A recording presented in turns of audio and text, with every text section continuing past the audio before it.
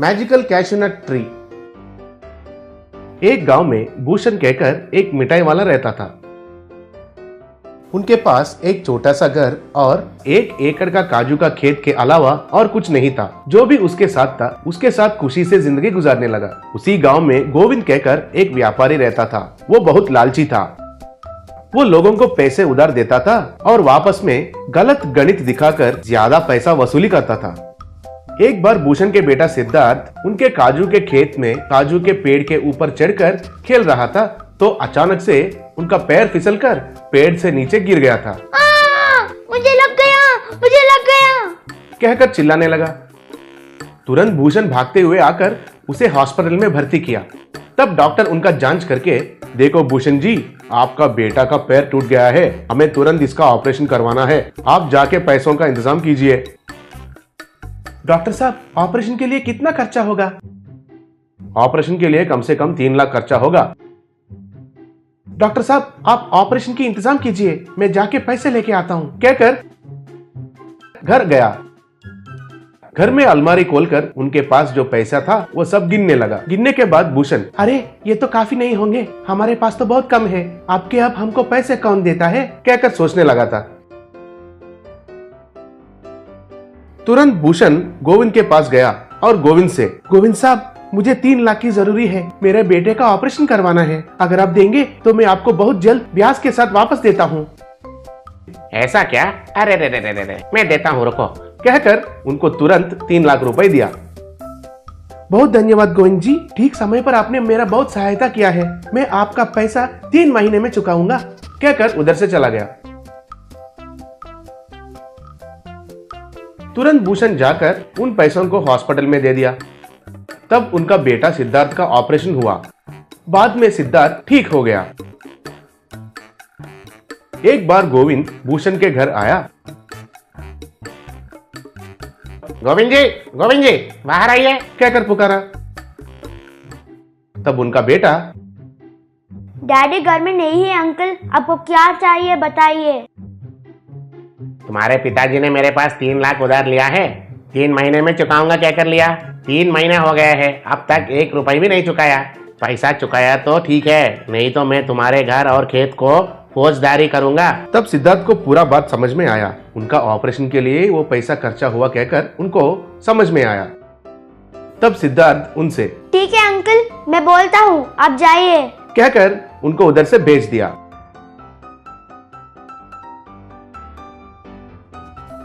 उस शाम को वापस आए हुए उनसे पिताजी से सिद्धार्थ, पिताजी, सुबह गोविंद जी आए थे, कल तक पैसे भरने के लिए बोले, नहीं तो हमारे घर और खेत को फौजदारी करेंगे कहा। वही मुझे समझ में नहीं आ रहा है बेटा, सुबह से लेके पैसों के लिए ही घूम रहा हूँ, वो 3 लाख कहाँ से चुकाना है ये नहीं पता चल रहा है बेटा। उसके लिए हमारे खेत और घर को बेचना ठीक नहीं होगा। कल हमारे खेत में काजू काटने के लिए आ रहे हैं, उन सबको बेचा भी 1 लाख रुपए ही मिलेंगे, अब क्या करना है, कहकर दुखी होने लगा।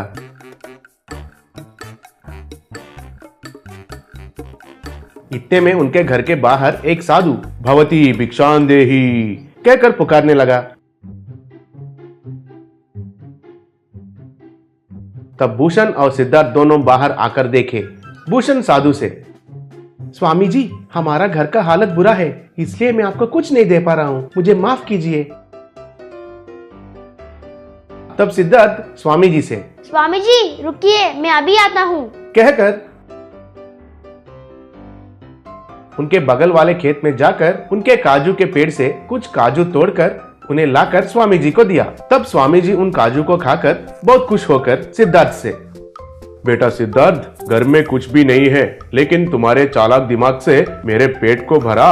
ये काजू का पेड़ मुश्किल समय में तुम लोगों की मदद करेगी, कहकर उधर से चला गया। बाद में दोनों खेत में जाकर देखे तो पूरा खेत काजूओं से भर गया था।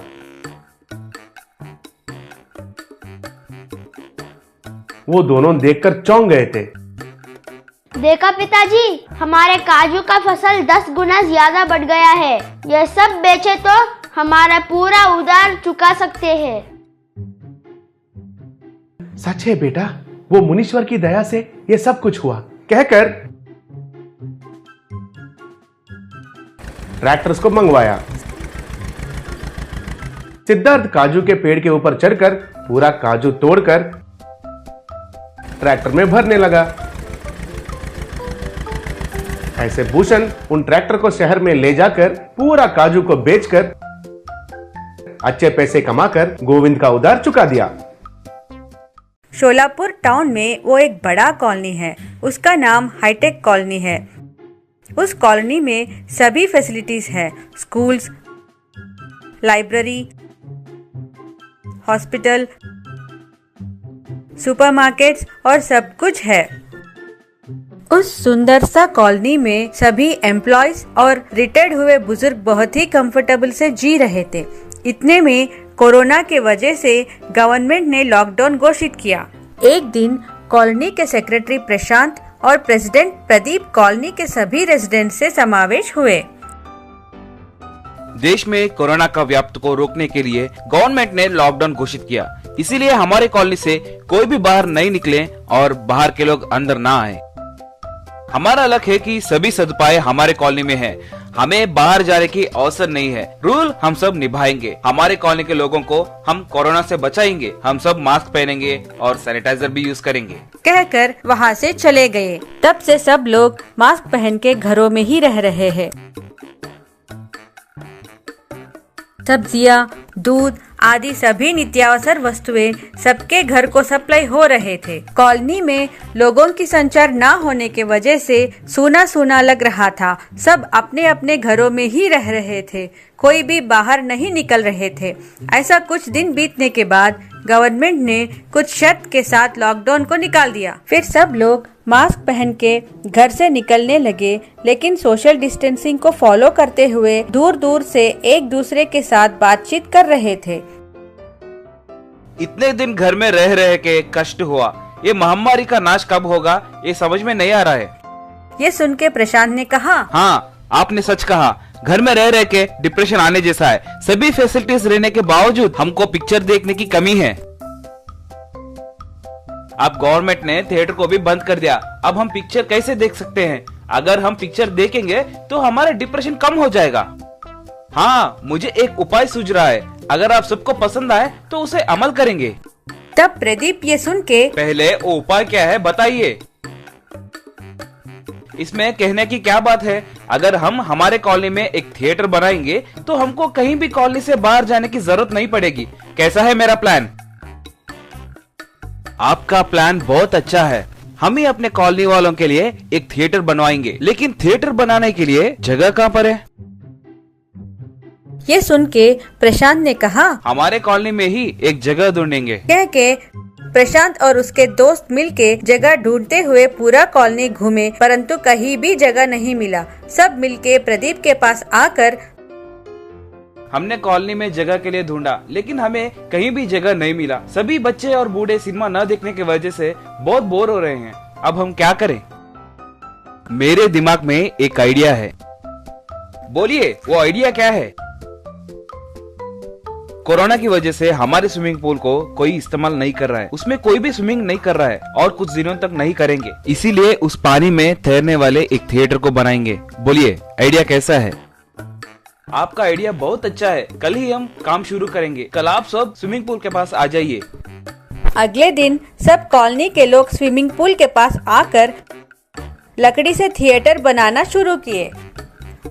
5 दिन में उसका निर्माण पूरा हुआ। स्विमिंग पूल में तैरता हुआ थिएटर को देख के सब लोग बहुत खुश हो गए। कॉलोनी के बच्चे और बड़े खुशी खुशी से थिएटर के अंदर जा रहे थे। तब प्रशांत ने प्रदीप से कहा, आपका आइडिया सुपर है भाई, लोगों को मनोरंजित करके उनका डिप्रेशन दूर कर दिया है आपने। तब प्रदीप ने खुशी से कहा, ये सब हमारी कृषि का फल है, लेकिन सबको सोशल डिस्टेंसिंग फॉलो करवाना हमारी जिम्मेदारी है। जरूर भाई, इसकी जिम्मेदारी हम लेकर सबको सोशल डिस्टेंसिंग फॉलो करवा के पिक्चर दिखाएंगे।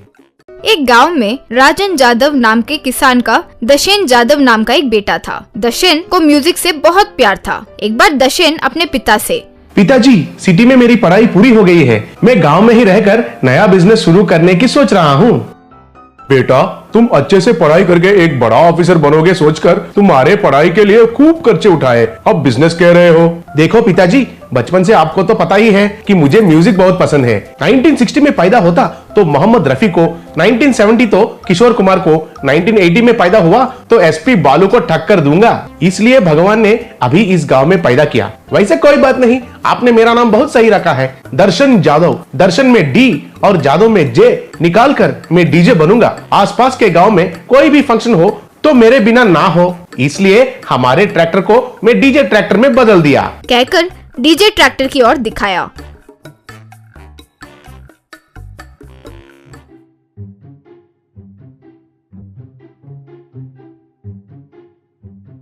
वो देखकर राजन, रे पागल लड़के, मेरे खेत में चलाने वाले ट्रैक्टर को लोगों की शादियों में वो खाली ट्रैक्टर की तरह इस्तेमाल करोगे? तुम ऑफिसर बनकर मेरे मान और बढ़ाओगे सोचा, लेकिन तुम ये बैंड बाजा बदमाश में बदल रहे हो। मेरी इज्जत पूरी मिट्टी में मिला दिया ना। तुरंत इस घर से बाहर जाओ। कहकर उसे घर से बाहर निकाल दिया। हर कलाकार की जिंदगी में ऐसे अपमान होना मामूली बात है। फ्यूचर में यूं आसपास गांव में जब मैं बड़ा सा सेलिब्रिटी बन जाऊंगा तब मेरे पिताजी देखेंगे। कहकर अपने डीजे ट्रैक्टर को लेकर बगल में हो रहे फंक्शन में गया।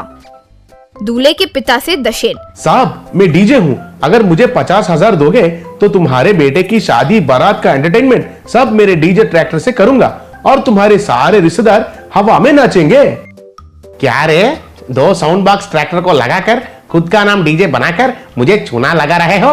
बैंड वाले को 5,000 देंगे तो पूरे गांव में बजाएंगे। मैं तुम्हें पागल लग रहा हूँ क्या? जाओ यहाँ से। कहकर उसे एक थप्पड़ मारा।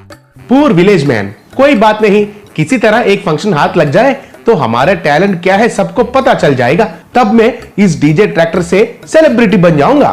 सोचकर अपने डीजे ट्रैक्टर में गांव-गांव घूमकर बहुत लोगों से मिला, लेकिन कोई भी उसे एक ऑर्डर तक नहीं दिए। एक बार forest range officer Vikram Singh के पास कुछ किसान आए। ऑफिसर साहब, हमारे खेत में इस साल फसल अच्छी तरह उगा था और थोड़े ही दिन में फसल काटने ही वाले थे, लेकिन इतने में तुम्हारे जंगल से चिड़िया, हाथी और जंगली चूहे आकर पूरा खेत को नाश कर रहे हैं। हम अपने फसल को बचाने के लिए खेत के चारों तरफ करंट लगाकर उन्हें मार रहे हैं, तो आप हम पे केस डाल रहे हो। इसलिए आपके जंगल से कोई जीव जंतु हमारे खेत में ना आए। आपको ही इसका ख्याल रखना होगा, वरना हमारा नुकसान की भरपाई आपको ही करना होगी। ये केस हम आप पर ही थोपेंगे। यूं वार्निंग देकर चला गया। तब विक्रम सिंह अपने गार्ड से, अरे ये क्या बहुत अजीब सी प्रॉब्लम है, किसान हम पर ही केस डालेंगे? कहकर, लेकिन जो ये किसान ने बोला है उसमें लॉ कितना है पता नहीं, लेकिन लॉजिक तो है। हमारे जंगल के प्राणी को मारने से हम केस बुक करते हैं, तो उनके फसल को हम विनाश कर रहे हैं तो वे हम पर भी केस डाल सकते हैं। अब क्या करना है? यूं सोच रहा था कि तभी डीजे ट्रैक्टर लेकर दशेन वहां से गुजर रहा था।